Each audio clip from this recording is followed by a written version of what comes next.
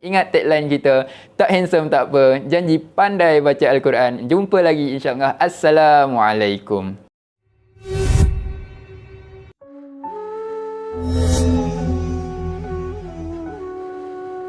Hai, Assalamualaikum. Dah mengaji ke belum? Bersama lagi dengan saya Muhammad Mahiruddin bin Ramli, yang mana kita akan membincangkan berkenaan dengan hukum-hukum tajwid yang mudah-mudahan kita dapat memperbaiki bacaan kita dan mudah-mudahan juga kita mendapatkan bacaan yang sempurna. Baik, untuk episod kali ini kita akan membincangkan topik yang berikutnya berkenaan dengan hukum bacaan iqlab. Masih lagi di bawah tajuk yang besar nun mati dan tanwin, tapi ni bacaan iqlab lah. Nanti kita akan berkenalan. Apakah dia bacaan iqlab? Bagaimana ianya berlaku? Apakah huruf-hurufnya dan macam mana cara bacaannya? Boleh ya? InsyaAllah. Baiklah, jom kita berkenalan dahulu bagaimanakah bacaan iqlab ini berlaku. Okey, untuk bacaan iqlab berlaku apabila nun mati ataupun tanwin bertemu dengan huruf iqlab. Dalam banyak-banyak huruf iqlab lah sangat senang untuk kita kenal dan hafal sebab hurufnya hanya ada satu sahaja, iaitu huruf ba. Maknanya, nun mati ataupun tanwin bertemu dengan huruf ba, dia akan menjadi bacaan iqlab. Cara bacaannya macam mana? Cara bacaannya adalah dengan menggantikan bunyi bacaan nun mati ataupun tanwin kepada bunyi bacaan huruf mim berserta dengan dengung. Maknanya kita kena baca dengan bacaan dengung. Pernah perasan tak? Bila kita baca Al-Quran, kita nampak tanda bacaan mim kecil yang ekornya ke bawah. Tapi jangan tertukar. Mim kecil yang ekornya ke bawah di dalam Al-Quran ada dua jenis.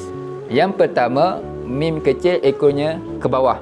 Dan satu lagi, mim kecil yang ekornya ke tepi. Untuk mim kecil yang ekornya ke bawah itu adalah merupakan tanda bacaan iqlab yang nak kita bincangkan hari inilah. Dan seterusnya untuk mim kecil yang ekornya ke tepi, itu merupakan tanda waqaf. Itu nanti kita akan bincangkan pada episod yang akan datang. Baiklah, untuk bacaan iqlab ini sangat mudah untuk kita kenal pasti. Yang pertama, sebab dia punya huruf ada satu saja. Dan seterusnya kita akan lihat untuk bacaan iqlab ini akan ada tanda iqlab yang saya bagi tahu tadi, mim kecil yang ekornya ke bawah. Bila nun mati bertemu dengan huruf ba, di atas huruf nun itu ada mim kecil yang ekornya ke bawah. Dan apabila huruf yang berbaris tanwin bertemu dengan huruf ba, di dalam Al-Quran telah ditukarkan tanwin tersebut dengan huruf mim kecil yang ekornya ke bawah tu. Bermaksud itu adalah bacaan iqlab. Sekejap lagi saya akan kongsikan beberapa contoh yang terdapat di dalam Al-Quran untuk bacaan iqlab ni.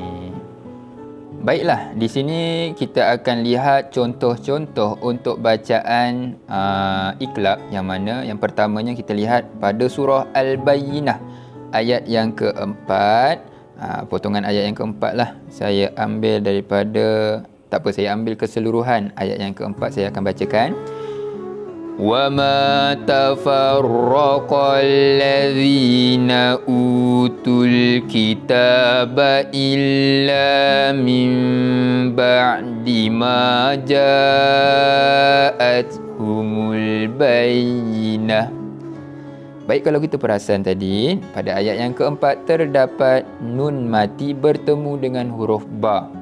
Macam saya beritahu tadi, bila nun mati bertemu dengan huruf ba di dalam Al-Quran, di atas huruf nun itu akan ada tanda iqlab, yang mana mim kecil yang ekornya ke bawah. Tu tengok tu, atas huruf nun ada mim kecil yang ekornya ke bawah. Maka cara bacaan iqlab ini kita akan gantikan bunyi bacaan nun mati kepada huruf mim. Maknanya mim baris bawah masuk pada huruf mim dan dibaca dengan bacaan dengung.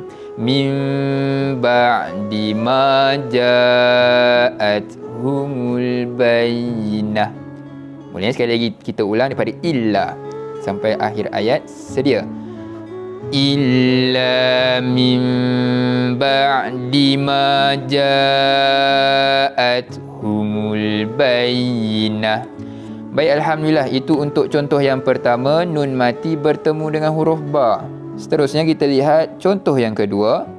Ni kita nak tengok contoh untuk bacaan tanwin pula pada surah Al-Alaq ayat yang ke-15. Baik, saya akan bacakan dahulu. Kalla la illam yantahi lanasfa'an bin nasiyah. Okey, kalau kita lihat untuk ayat yang ke-15 ni, kita takkan jumpa bacaan tanwin 2 di atas.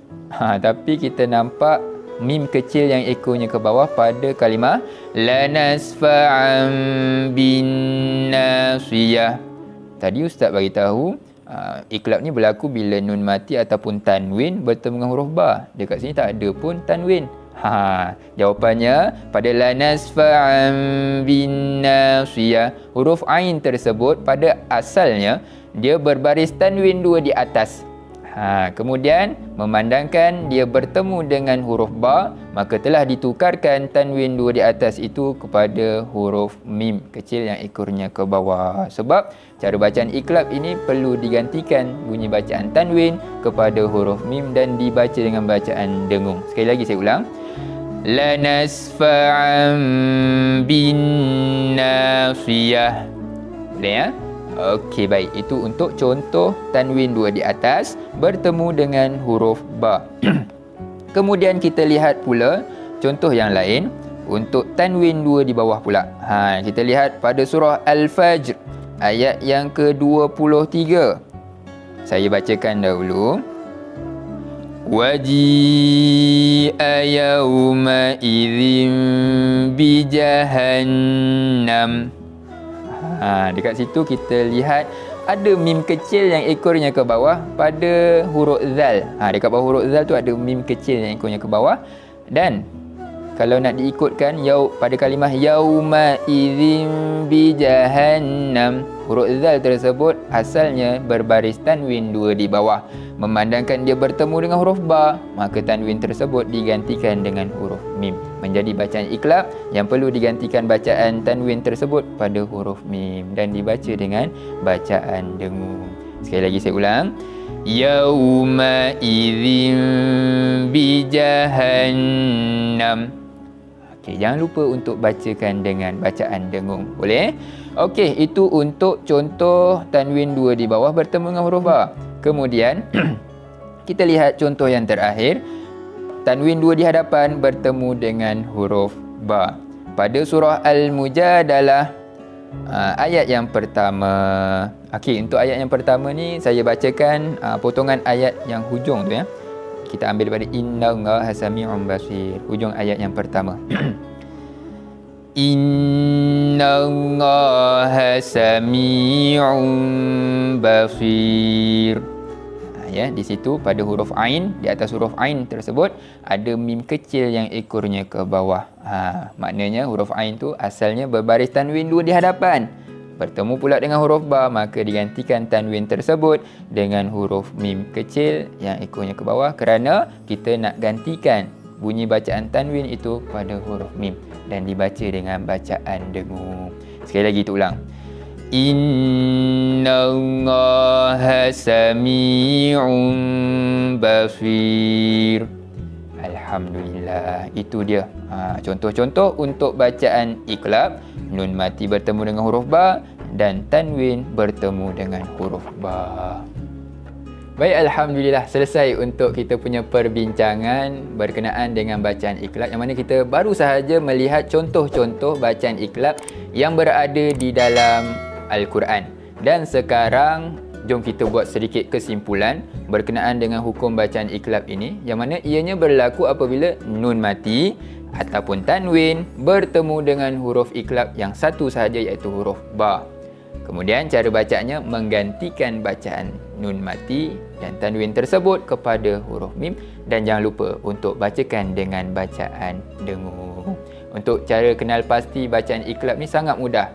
Tengok tanda bacaan mim kecil yang ekornya ke bawah. Itu merupakan tanda ikhlas. Wallahu a'lam. Mudah-mudahan episod kali ini sedikit sebanyak dapat membantu kita mencantikkan bacaan Al-Quran kita, dan sama-samalah kita terus istiqamah dalam belajar dan membaca Al-Quran. Ingat tagline kita, tak handsome tak apa, janji pandai baca Al-Quran. Jumpa lagi insya-Allah. Assalamualaikum.